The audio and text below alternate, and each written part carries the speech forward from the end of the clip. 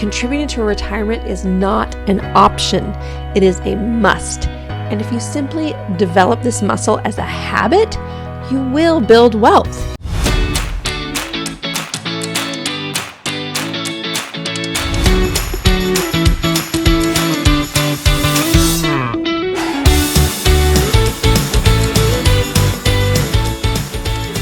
Thank you so much for joining me. Welcome to Quiet Wealth. This is Camilla, and I'm excited to talk to you today. It is episode 96.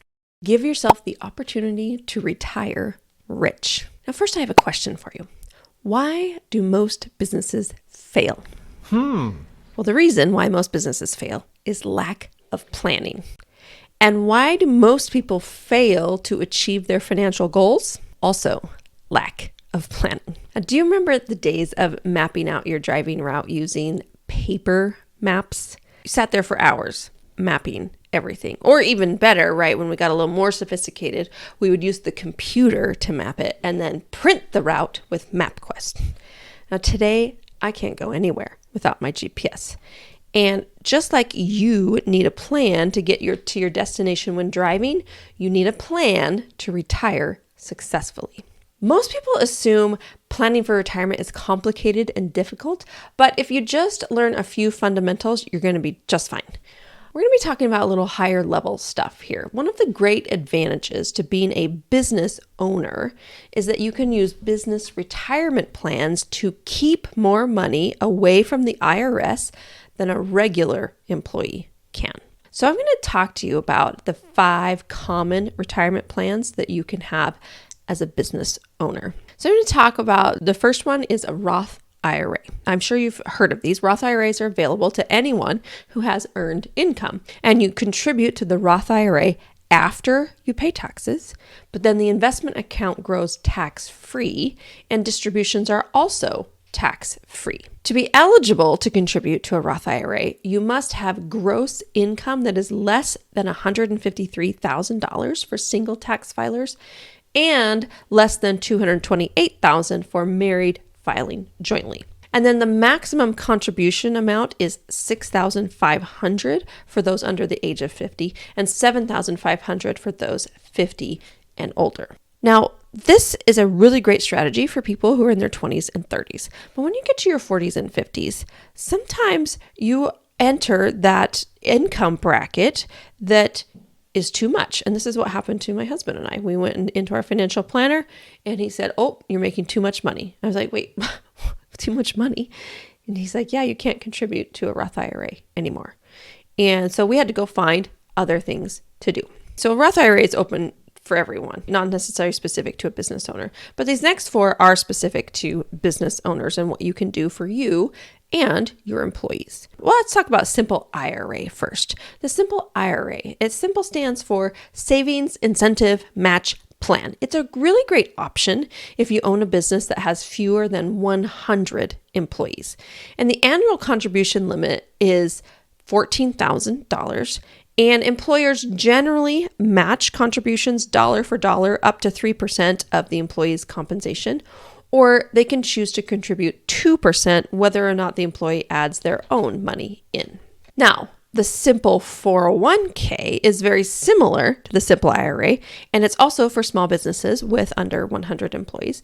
But the biggest catch is that you, the employer, must make either a matching contribution of up to 3% of each employee's pay or a non-elective contribution of 2% of each employee's pay. So employees can contribute up to $14,000, and there's no staged vesting, meaning that employees are entitled to the full amount regardless when they leave your company. Now, a Simple 401k plans can also allow loans. So one note on the vesting thing, this is kind of a gotcha that you have to watch out for if you still have a W-2. When I had my W-2, I was contributing to my 401k, and then the company, of course, was matching.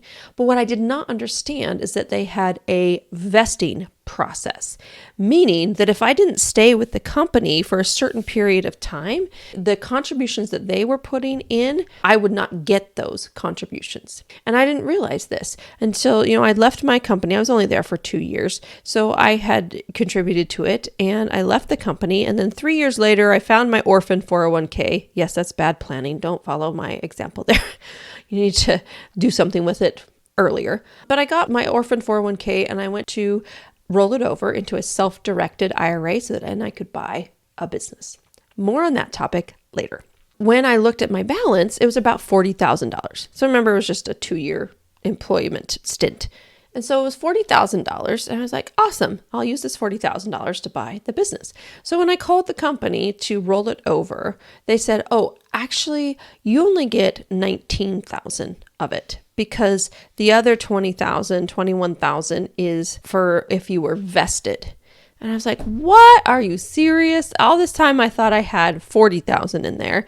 And really the only part that I actually got was 19,000. So a little ticked off about that. So watch out for those types of things. I want to give a quick shout out to my podcast manager, Abby.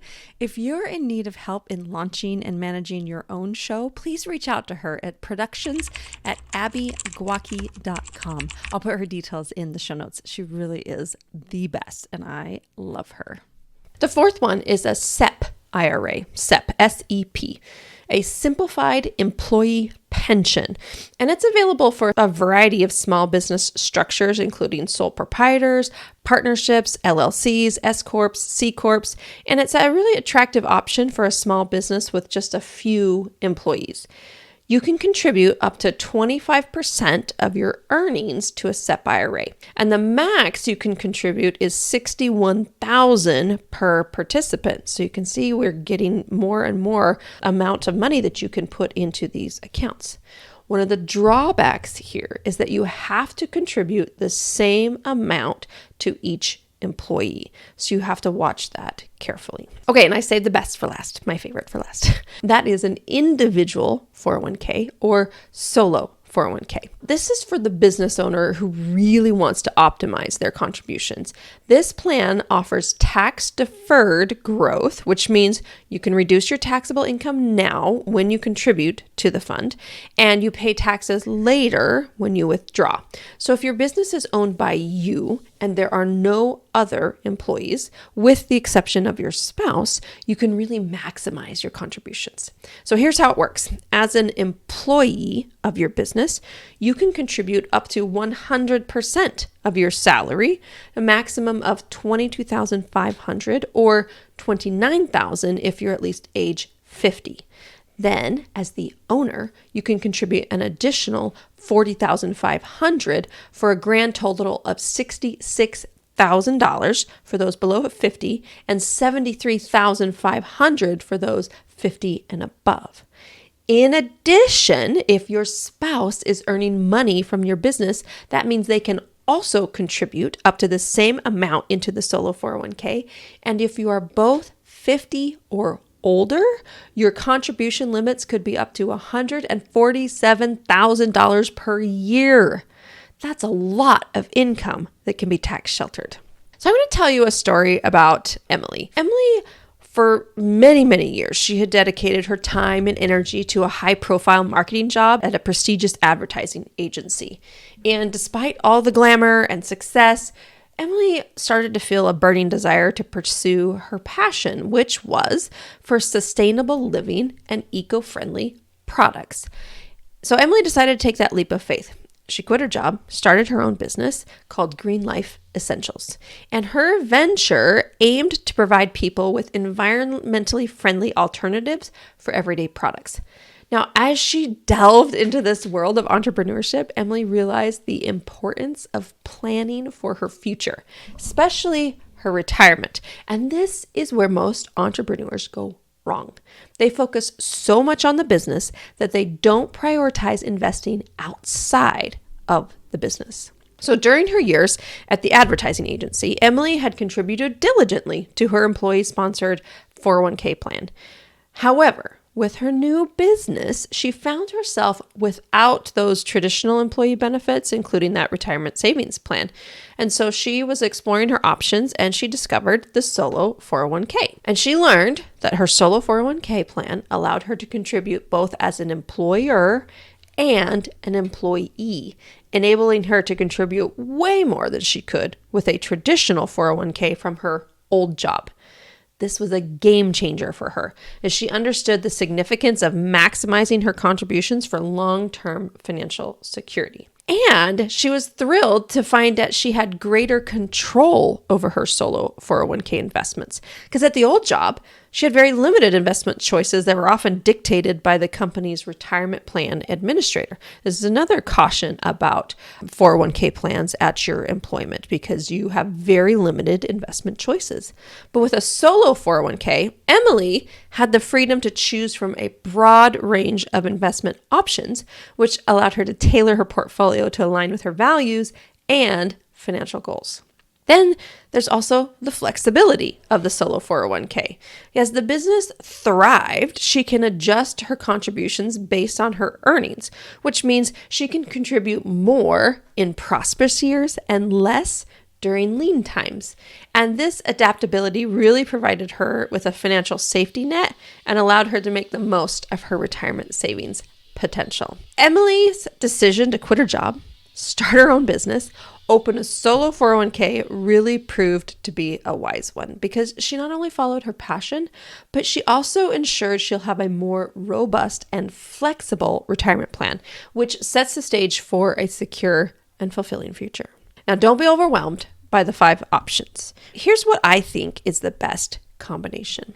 Having a business where you open a solo 401k and employ your spouse, if you have one, is certainly the best way to start.